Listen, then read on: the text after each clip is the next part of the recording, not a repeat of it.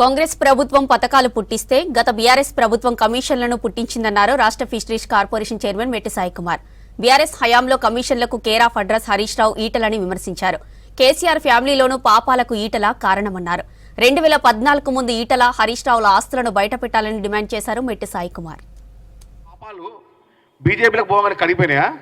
2014 నుంచి 2018 వరకు ఆర్థిక శాఖ మంత్రిగా పనిచేసినటువంటి మీరు కమిషన్ అనే పదాన్ని పుట్టించిందే మీరు. సాయంత్రం అయిన తర్వాత సెక్రటరియట్లో మీ క్యామర్లో అర్ధరాత్రి వరకు ఎందుకుంటుండే పబ్లిక్ క్యాడరు కమిషన్ కోసం కాదా? కమిషన్ డిసైడ్ ఎవరు డిసైడ్ చేసిర్రు? అప్పుడు హరీష్ రావు, అప్పుడు ఈటల రాజేందర్ ఇద్దరే. మీరు కమిషన్లు తీసుకొని అందరు మీలాగా పనిచేసుకుంటారా? ఇప్పుడు కూడా మనం ఫోన్ లిస్ట్ కాల్ చూస్తుంటే హరీష్ రావు నుంచి ఈటల రాజేందర్కి ఫోన్ పోతుంటాయి, ఈటల నుంచి హరీష్ రావు ఫోన్ పోతూ ఉంటాయి.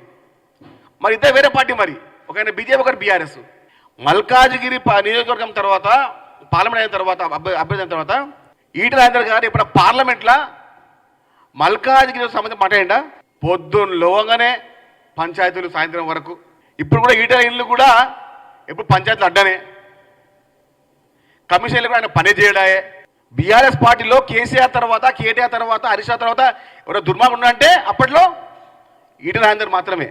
కేసీఆర్ కుటుంబంలో పాపాల్లో కూడా ఈటల రాజేందర్ పాత్ర ఉంది, ఆయన భాగం కూడా ఉంది.